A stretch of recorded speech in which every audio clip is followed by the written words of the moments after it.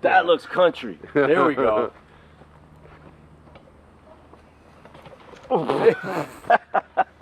Whoa, lost my ball. Yeah, that's I'm back now.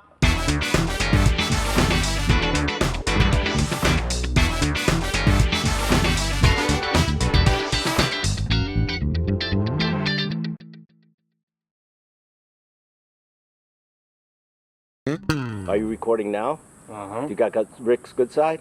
Because he's doesn't have one. He's sitting on it. Hi everyone, and welcome to the Giulio Show. It's great to see you again. It's been some time, and we have a lot of great things to cover. And before I introduce my first guest to you, which we've got a lot of great information to share with you, especially in these times, I just want to talk about my new book that just got released. It's called Wearing the Armor in Faith, Life, and Leadership. It's getting a lot of attention. It's a great story between the fly. What am I got? All these flies coming at me. Am I poop or something? They keep coming on to me. But that's what happens when you get into the outdoors. But anyway, it's about two great characters. It's about a blacksmith and a knight who comes in this great armor, and he breaks down the armor of God page by page, night by night, and he teaches it to the villagers. It's a great read. You got to get it. And just another shameless plug, Illuminating the Path, which I let out at the beginning of the year, has just been nominated the finalist in the Pacific Book Awards. So thank you, Pacific Book Awards, for that nomination. I appreciate that, and that's a tough thing to do when you got, you know, hundreds and thousands of books out there being published every year. So again, thank you, Pacific Books. So today on our show, we have a great guest, the guy sitting to the right of me. His name is Rick Harper, who is a real estate agent, and I'll tell you how we met in a second. But Rick, welcome to the show. Well, thank you very much. I'm glad to be here. It's a great day. Yes, I've got a lot of information I know you have to share with us, especially in the realty market. A lot of people are interested to see where it's going, what's happening. But how I met Rick is I actually moved away from my other home, and my daughter-in-law-to-be is a real estate agent, and she found us this great home in Lady Lakes on 5 acres, which we absolutely love.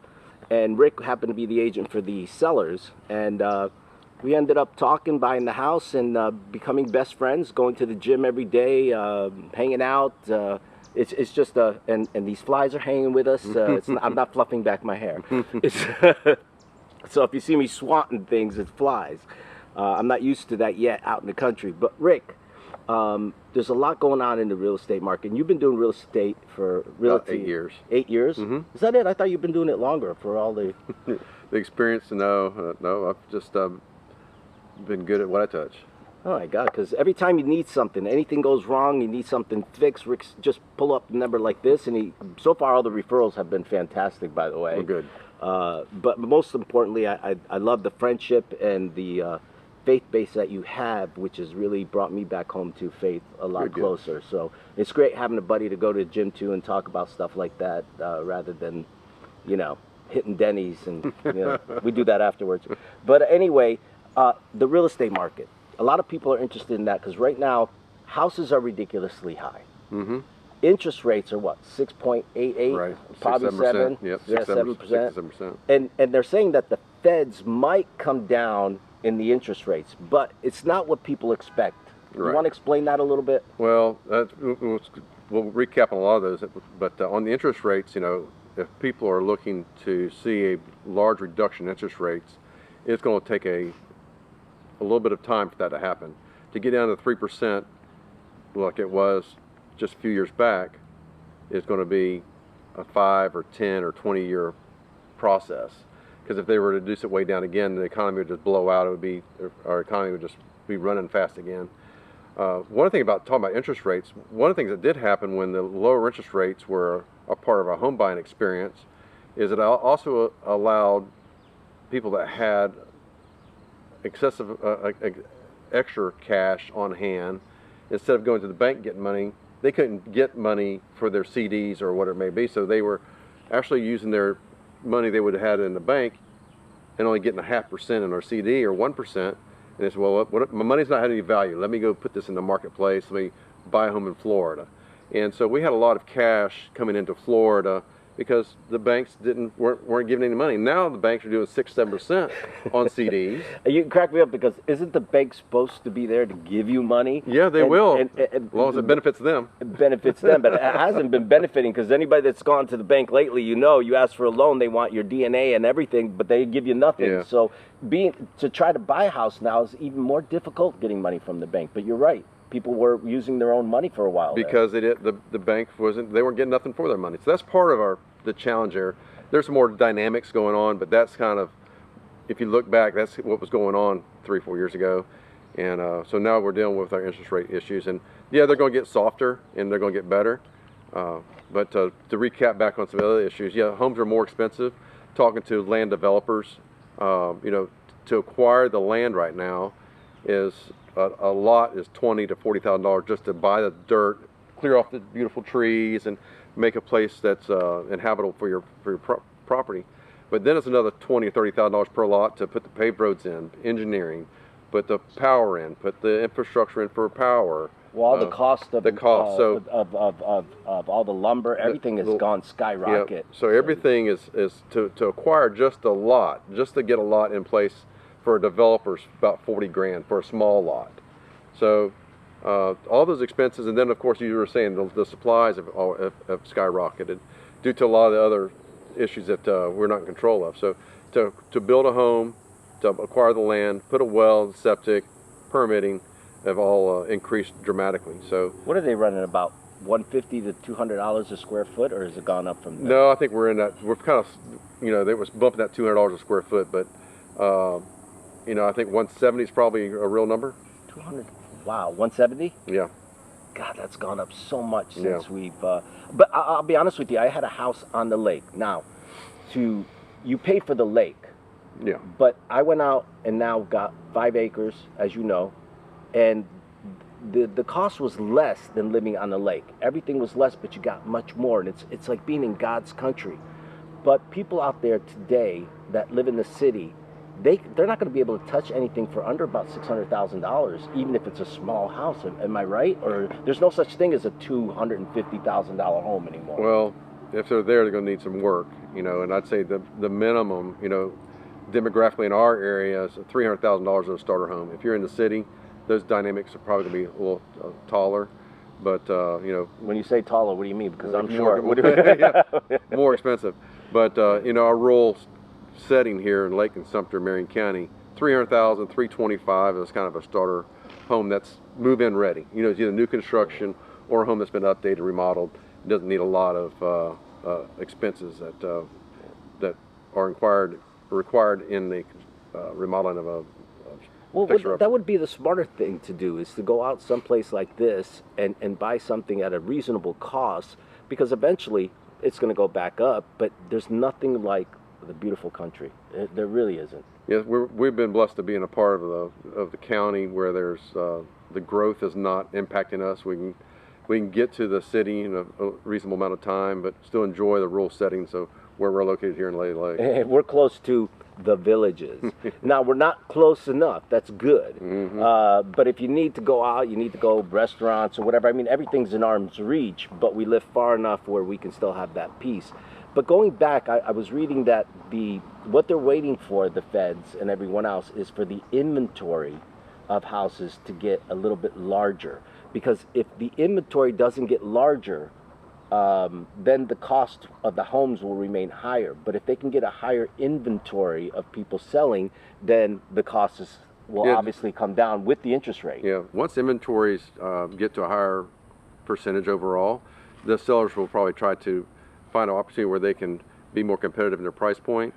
So that is definitely an area that would help reduce the overall price of a home. Is eventually you got to get to a point where you want to sell your home, you may have to reduce your price. Yeah, but so many people want to sell their homes, but to them their home is it's priceless, and they kind of get a little over ambitious in wanting to sell it for an extremely high price, thinking the market still was, right, as good as it was not too long ago, and you can get higher prices. But the reality is, you should get probably an appraisal done and then really get the value of your home? Well, you can do an appraisal. Most of us realtors, we do what's called a comparative market analysis. A comparative market analysis, short abbreviation of CMA. And what we do, we take and look in your demographic area, generally in your neighborhood. We look out a mile or 2 miles, whatever it may take to get there, and homes that are comparable to your home, square footage, accessories, pool accessories, added garages. And we can do a comparative market analysis to establish the value of your property. An appraisal is good, and their professional opinion is very well done, but they're going to use the same data collection as we're going to use. So basically, what is the average sale of a home in your area would be comparable to the size and sale of your home if you're going to sell it, without you coming off, because some people come off with a price in their head. Well, I think I should have $600,000 for this house, or $700,000. Everybody's expectations is generally a lot broader than what is generally the reality. Yeah. They've looked at some online Zestimates, and if you use a Zestimate, which is the Zillow's thing, is they use a cast net, and they throw that cast net out there. They're throwing your neighbor's house in there, the one behind you that has a three-car garage and a pool. You've got a 1,000 square foot house and a carport, and your Zestimate is not going to be accurate because the data collection by electronically is not accurate. So that's why we professionals will go in and look at what your subject property is and evaluate it to other subject properties to establish that correct. Yeah, because somebody could say they have a garage, but it's actually a carport. Yeah, and then the square footage issues of homes is a challenge because someone thinks they've closed in their back porch and they've got an air conditioning unit back there. Sometimes it doesn't qualify for square footage. So those things that, we as professionals been exposed to this industry long enough, we can help identify what these areas are. People get real violent on you because you were trying to tell them that their home is worth less? No, not really. The thing is, we're just sharing data with them, and they have to base the decision on data, because we can't adjust the information that's in front of us. It's just information. Yeah. So we're just working off information that's relevant to the property. Yeah. Well, I know. What are the pros and cons? Like in New York, if you have a pool, right, in your house, that's a nuisance because somebody's got to take care of that, and you can only use it 3 months out of the year. So in Florida, where a lot of people are moving to, obviously, there's a lot of freedom here and there's a lot of great weather. But when you have a house, what values it and what devalues it when you're adding on? Because people sometimes they'll invest, right, and then they'll never get it on their return. So because it's a nuisance to the buyer. Yeah. What is that? We use the terminology kind of loosely when it's our personal home. An investment is really an investment where you're going to gain. You're buying low and selling high because you're going to profit from that. When it's your home, it's generally not an investment. It's a place for you to live and enjoy being.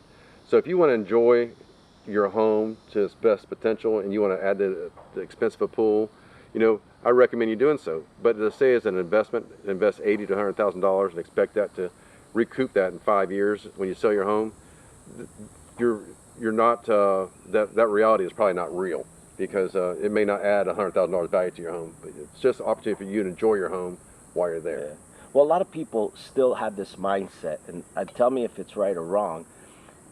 People are always talking to me. They're like, you know what I want to do? I just want to buy houses. I want to buy houses, redo them, and sell them. But a lot of people are getting stuck with these houses now, and they can't even lease them out. I mean, leasing is, at least something more people are doing these days, and it's expensive to lease. Yeah. But these people that are buying homes, doing the makeover, and trying to get a return on investment, is that still a big thing, or is that, because you mentioned that?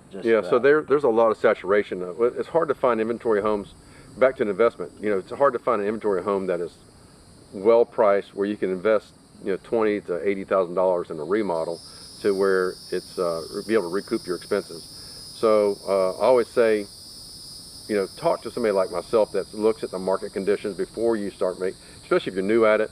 You need to talk to somebody that's experienced in this area. I've got somebody that just did this. They paid too much for the property. They put $80,000 in it. I come in after the fact, after they've already bought the property. They didn't use me to buy it. And it's like you've already invested more than what you can get out of it. Yeah. And so now it's been on the market for a little while, and they realized where they were at after the effect. But I'd recommend talking to somebody that can help you make a good investment decision before you make the investment decision. And that's important because, see, when you're spending that kind of money, you might be sitting on it for a while, and you still have to pay the taxes, you still have to pay the insurance, you still have to pay everything that goes with it. So some people get stuck for almost a year of extra income they didn't plan on spending because they think they're going to flip quick. So it is important to talk to an expert first and say, hey, before I buy this property, what is it worth, the value, and how much, you know, if I put 80 into it, will I get that return? But you're not going to do something just to get break even. You're going to want to make a profit. In that. I know we got coming up ahead, we got some news that's coming up in the real estate, and the government's making some changes. We're going to talk about that later on. But before we do, there's a lot of new home buyers out there, and a lot of them feel hopeless. Like, geez, you know, Rick, I want a home. I'm young. We just got married, but we can't afford it. We can't. What should a couple or even somebody single do to start preparing so that when it comes to buying a home, they have better chances of getting the loan or a better down payment? What does it take to, because the dream is not dead. Right. It's still alive. It still can happen. Yeah. Because prices are just going to continue to rise anyway. But how does one prepare for that? All right. Well, the first thing is for a first-time home buyer, or any home buyer, but especially first-time home buyers right now, there are some incentives for some down payment assistance. It just started in July. We've had some for first responders, fire, police, but any hometown buyer, some money's available through some government entities, through some lenders that have these packages. So there are some money to help in down payment assistance. When the first-time home buyers are looking for homes, the best thing to do is not to incur expenses. Don't get car payments out of line. Don't buy a bunch of furniture you don't need. Don't buy TVs you don't need. So don't go hog crazy on your credit cards and everything. Because it's going to drive your credit score down, especially if you can't afford to make the payments. When you have a lower credit score, like under 600, you're going to pay a higher interest rate. So it's financially going to be bad for you in the long run because you're going to pay a higher interest penalty. Don't they do like a debt to ratio thing? Like if you got a lot of charges out there, they're going to say, well, obviously, if you can afford it, but they're going to look at it as, no, you can't afford it because you're too much in debt. Because if you spend a little bit more, you're going to throw off your mortgage payments.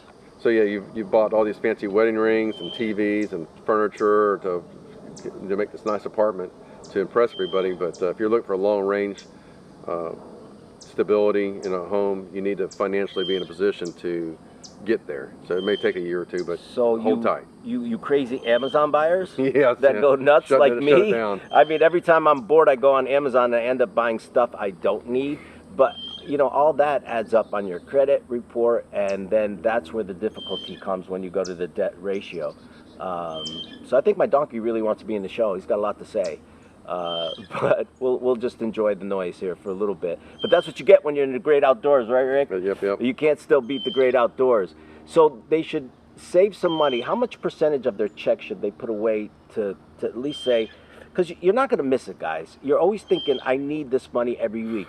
No, you don't. You need it to spend for Starbucks, cigarettes, or whatever. You can make a little bit of a sacrifice and end up having that dream home you're looking for. But what is usually the rule of thumb on that? Well, it really depends on what their expectations are on their home. Because if it's if a starter home, you need at least 3% of purchase price to put down on the home. So if it's a $100,000 home, you're going to need $3,000. If it's going to be a $300,000 home, you're going to need $9,000.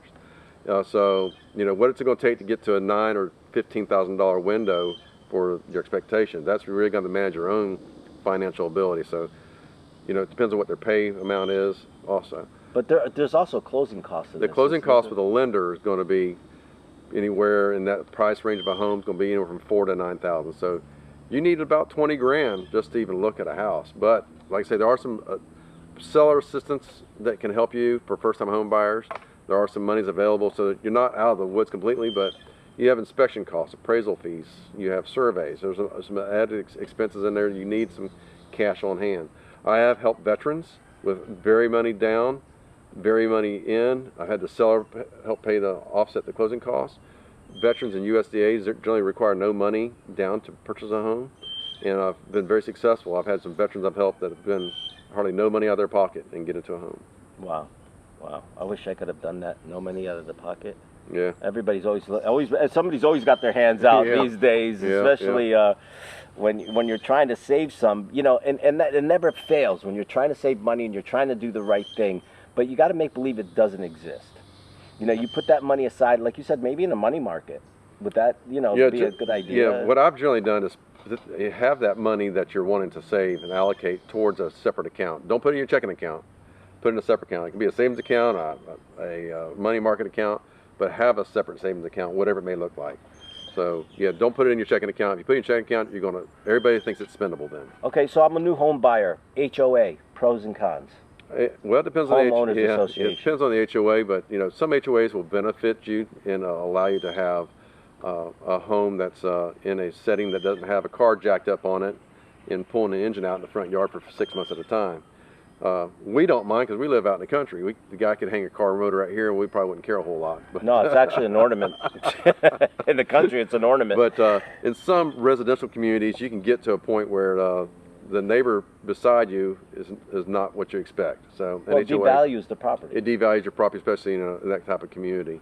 So it depends on the HOA. Some HOAs have a lot of financial benefit. They provide the cable TV, the trash pickup, the water and sewer, sometimes including that fee. So you need to look at the total package. If it's, you know, and also in HOAs, if you're buying into a community with HOAs, you need to make sure that they're funded. So if it's an older community and the community has paved roads in it, it's their responsibility to keep those paved roads up. Then you need to make sure there's enough money in there. That's only if it's gated, right? Gated, gated community. But any community may have offset expenses, but they need to know what their money is in reserves before you buy into an HOA, because there could be some debts in there that are coming or are real that are going to be passed on to the HOA participants. So not only should you have your home inspected before you buy it, you should have your HOA reviewed. Yeah. And that's where a real estate agent. Now, I love all these Zillows online. I mean, that's great. It's great to see properties, but there's nothing like dealing with a human being who is their expertise is in protecting and seeing your best interests. I'd rather work with a Rick or with a Melissa or with an agent rather than working with a computer, because I can ask you more questions, and that's what you can't be afraid of. What are the questions people should be asking you rather than assuming? Well, some of the things that they need to find out is what their most of the time I got to find out what their financial ability is, because a lot of times they really don't know. So they need to find out what their financial ability is and where that income, where the financial money is coming from. So we got to establish that. The other items that we need to find is what do they really need to meet their home needs, the bedroom count, the office count. The big deal is having internet, but now that we have these AT&T and Verizon wireless boxes, you can about get any internet anywhere.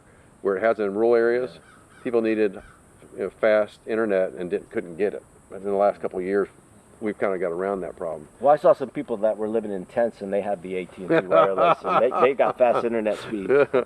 So some of those things I've actually generally for me is I try to look out for the customer's best interests. If I do so, then I'll get financially rewarded in that process. So it's I've lost sales because I said, this home doesn't have internet, and they go, "You're kidding me." I said, "No, there's no internet here."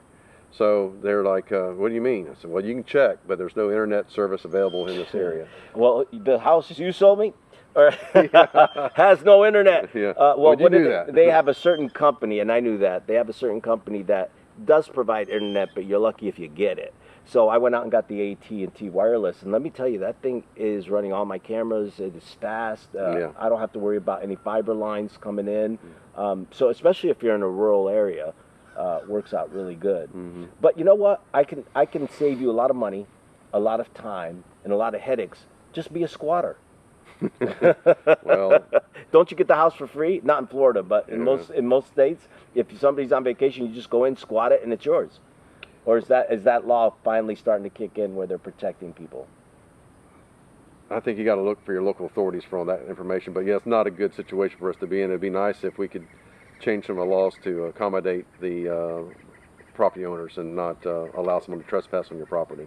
Right now, we're not in a good position. Yeah, well, Florida, I think, has that law in place where you can't squat anymore.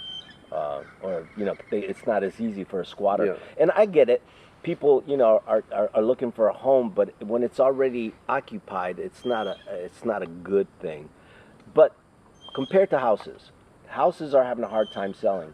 Let's talk about brick and mortar, because a lot of companies are going out of sale. I mean, they're going out of business. You know, you got all these major box department stores going out, and these buildings are empty. The real estate on that used to be hot to have, you know, commercial real estate. Is that true anymore, or? Well, locally here in our demographics, it's commercial property is still very desirable. It's got an opportunity to flourish and be profitable in a lot of our niche areas, just because we still have growth here. It's maybe slowed down, but it's coming back. So we still have one thing for us locally is we don't have a lot of commercial properties. So what we do have is properties that are desirable, because we're not overabundant, like Orlando or New York. There's probably their makeup, they may have 20% of their land is commercial, where we're probably 1 or 2%. So the land, for me, is commercial properties, and I do work in residential, commercial, and vacant land and large tract land development. So the commercial properties are still desirable and are very marketable, as long as they're priced right, of course. Yeah, because I've noticed everywhere I ride, I see so many empty store boxes now. Yeah. That and people they're giving offers to come in and rent. I'm surprised most people don't rent and use them as apartments, because some of them are going cheaper than an apartment. Yeah. So our economic struggles right now are going to definitely influence the brick and mortar. So locally, it's not as dramatic as I think maybe in some larger cities. Yeah. No, locally, I'll tell you what, I am so glad. If you ever come to Lady Lakes or Lake County, or what other counties do we have surrounding us? Marion is just to the north of us, and Sumter's to the west of us. Man, they still have that good old southern, diners, restaurants. You took me to a few of them. Man, I felt like I was back in some of the shows that they used to have back when, and we tease about being in Mayberry, but it's great, I whistle, just walking around, because it makes you happy to be out here. But you got some interesting news. I know you brought a list here of things that you really want to touch up on. What are some of the things that you want, topics that you would like to... Well, let's talk about what's in the news media currently right now, and that's the buyer broker, where the seller's not having to participate in assisting the buyer broker in the sale of their home. Okay, in English that means that the buyer will have a choice to either pay the real estate agent or not. Correct. So here's the challenge in that is majority of customers that are looking to buy a home are going to be either FHA, a VA, or USDA finance. And 99% of that customer base that I've worked with, they don't have the operating cash, over and above the mortgage lending fees, the down payment assistance, and to be able to assist the buyer broker. So, it's a challenge for first-time home buyers to find a buyer broker to work with them if there's no seller concessions. And, one of the things that the MLS does here locally is when we do a listing presentation with the seller, there's a checkbox that says, yes, the seller is willing to participate with buyer broker compensation. And there's a no checkbox. And that no checkbox doesn't allow the seller, they've decided that it was in their financial best interest, which really is not, to not participate in the buyer brokerage compensation. So as soon as you hit that checkbox, when we put this data in our system, the first statement that comes out of MLS, I'm going to read it to you. It says, now I've only done one that said yes to buyer, because I'm working with listing. Most people that sell their home, or wanting to sell their home, or wanting to sell their home. Yeah. They're not just wanting to put it on the internet. Right. So we're wanting to get your home sold and get it. If there's buyer compensation needed and the seller agrees to that, then we need to do so. But the first sentence that automatically comes in the public remarks that you'll see, seller may consider buyer compensation made in this offer. And we will have that data on the back side. It's no longer publicly available or available to the internet as what does that compensation look like. They're going to have to contact us and say, what's that seller compensation look like? So back up a little bit so I understand, because it takes me a while to understand things. So I have a choice as a seller whether to compensate this other person. Correct. That's coming in with their own real estate agent. Yeah. or I can choose not to compensate, and that means that the people coming in to buy my house have to compensate. Correct. And the challenge with that is it's more than likely that compensation, let's say the buyer's agent is getting compensated 2%, 2.5% of that purchase price. Somewhere it's going to come in, there's going to be some negotiation because the buyer's coming in with a cost. They realize it's their cost, but they're also going to try to negotiate with the seller on that cost. So the seller's going to pay for it more than likely in one of those two venues. Either they're going to negotiate on the negotiation side, or realize up front the best place to negotiate is up front. You know what your costs are, and help on the buyer's brokerage side. So, is it to my advantage as the seller to either pay it for them, or say, listen, let's just split the cost? Like today, if you come in with another agent and you're both getting 4 to 6%, you just split it with the other agent. Yeah, right? Our listing agreement. So yeah, we're So what's the deal on trying to, everybody needs to make a living, so it's just going to make it harder to sell the homes if people don't work together, if they're going to have this kind of competition, which I believe goes into law in what, August? August 5th, so it's coming down the pipeline. So yeah, back to recap, we're wanting to sell the home. You're wanting to sell the home. Right. So we want to do one of the best tools is either is pricing, but also allow for compensation to the buyer's broker. The financial numbers are going to come out somewhere in the wash, and it's got to work out best for the seller at the end. But we want to also at the same time let the seller sell their home in a timely manner too.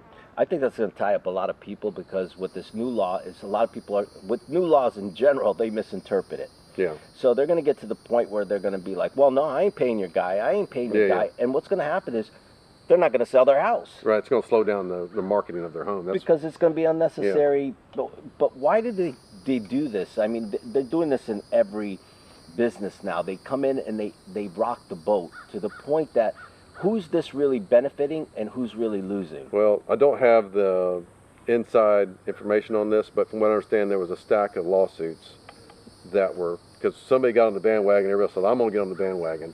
So apparently the reason they're settling and not doing a whole lot, because the contracts were negotiable in the beginning, right, to a large degree. But now they say, if you can suppress this one case up front, we're going to get this allocated, we're going to change the way we do our compensation. All these other cases won't apply. So this case here, I'm sure, the attorneys have to get paid too. And I'm sure they're getting a large chunk, and it's like any large claim. If they're going to try to give back a percentage back to every home seller because they felt like they were offended by helping the buyer's broker, they're going to get a very small amount, probably $15, $20, because there's millions of homes sold every year. Yeah. So I don't know if how it's class action or how this is formulated, but yeah, those class actions, you think, well, you did win the case, but you didn't win anything. You didn't win anything. Yeah, matter of fact, so I don't know if it's a true class action or not. I haven't really dug into the legal aspect. Well, there's going to be. There's always somebody that's going to follow up on that. But again, just to understand who benefits and who loses here. Well, if there's no compensation at all, the seller's going to have a more challenging time marketing their property. It's like me and you would want to get paid, and as a buyer's broker, we can talk about this in another segment, but there's a lot goes on behind the scenes. When I do a transaction, I have anywhere from 40 to 50 hours of leg work, and I'm the one that's responsible for the timelines and making sure the inspections are done. I'm working with one that's contingent on the sale of the home. So this morning I was on the phone calling their agent, making sure that their home inspections went okay, make sure the appraisal was ordered. I got to follow up, make sure the appraisal was done. Some agents are not going to be due diligent and communicate back to me. I'm responsible for my business, and I got to communicate to them at least. So, one thing I noticed about you, as well as my daughter-in-law, when you guys sell a home or a business, you show up. Mm-hmm. In today's world, most real estate agents don't show up. They just give you a combo key and say, go look at it yourself. Yeah, that's dangerous. And then that's where I say, yes, they shouldn't be compensated, because you know what? Yeah, they're not working. They're not doing a damn thing. Yeah. Where people like you and like I said, my daughter, they do the due diligence. You do the work. Even you weren't even my agent, and you were telling me where I could find this, where I can get this, what to look in for this, how to do this. which was very generous of you. So, and I see how you work with your customers as well. You're very, very on top of the game. Mm-hmm. So how does one look for a real estate agent like you? Because obviously people can use you from anywhere in the world. But if they had to look at locally, how do they find a Rick Harper? So, you know, I service all of Florida to start with. So I can service anywhere in Florida. My key market strategy area is going to be Lake, Sumter, and Marion. But I can service, I'm a Florida licensee. And I've done stuff in Daytona, St. Pete, Stieflin. So there's properties that we can work with and help your buyer. It doesn't have to be a home, it's commercial, residential, large tracts of land. And we actually have, through ERA Grizzard, we have a network of real estate agents that we can get refer you to a quality agent, because a lot of times the ones that you may be selecting online don't have a lot of business experience. I mean, they may be realtors, but they may not have a lot of business experience. Are they really a person? They really are. They're a realtor. But so they can contact me directly. You have my information here, and I can help you with find a realtor to serve your local needs. So we can help you find somebody. If you're in Texas or wherever it may be, we can definitely help you find a realtor to help you service your needs. Yeah, and it's interesting. I always want to get into real estate, but I can't handle the test. Yeah, there's more to it than people think. A lot of people want to get into real estate, and I hear them say it all the time. But you know, getting into real estate is not just selling. What goes behind being a realtor is that you have to know that when you're taking this test, you're not just saying, you could be a great salesperson, but then there comes the paperwork. Yeah, so my morning generally starts about 6:30, and I start my paperwork, and I work till generally, it depends on my dynamics, we go to the gym, but generally I work till 10:30, maybe 11:30, and then I'll do my calls and help buyers after 11:30, 12 o'clock. So my paperwork's in the morning, but I'll work 6 to 8 contracts per month. So I'm always. But when you're doing this paperwork, you're not writing pretty home, pink paint. You're actually having to do some math. You have to do some writing. We're digging in. We have a lot of data. Like I said, we can dig deeper into another interview on that part. But there's a lot of data collecting and tracking and being accountable for. You know, our brokerage is a licensed brokerage, so we have to be. Our ethic has to be high, and we have to have a high work ethic and a loyalty ethic to our customer base. So we're striving to keep all the data in place, and we're doing it. You know, cool. I know you're doing it because I see how you handle your clients. I listen to you on the phone. I shouldn't be listening, but I do because I'm nosy. But anyway, what last words would you give to anybody who's looking for a home or first-time home buyer? What advice?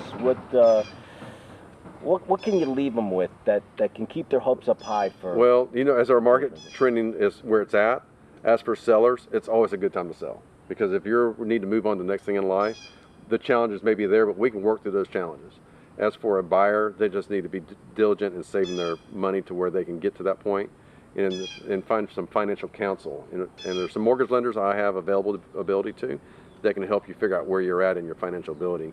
So they'll be glad to talk to you anytime. Like I said, reach out to me, and we'll be glad to get you into that first-time home buying experience or second or third. Thanks, Rick. It was a pleasure having you on the show today. Appreciate it. Thanks for being here. And if I were you, I would get in touch with somebody like Rick who will help you find out what it is that you need to do and do your due diligence, and also get prepared to see what you qualify for. See how much you can spend on the house. Just don't go in blindly, because sometimes that works better to your benefit, as Rick and I was talking earlier. When you get pre-qualified and you know what you can afford, then you can go in with more confidence. But if you just go in off the cuff, most of the times it's disappointing and it's heartbreaking, and you might give up on something, a dream that you've had for a very long time. Well, we appreciated having Rick, and you got his information back here. Once again, give him a shout and let him help you. And if he can't help you in your area, maybe he could refer somebody to you within that will be just as diligent and effective as he is. So anyway, thanks for being here on the Giulio Show, and we'll have more for you as we go on, especially as the market changes. We'll have Rick back, and he can talk about all the great changes, and hopefully the interest rates will go down. But don't make that stop you from buying a house now, because then you can always refinance as well. And also, are these books available where? Amazon, Kindle, Walmart. Okay. Me, go to my website down below and hit the QR code, and you can pick up the books. There's a lot of great books, a lot of great reading, but as always, keep your faith up high. Have great faith and great trust in our God, and He'll take good care of you. God bless, and have a great day.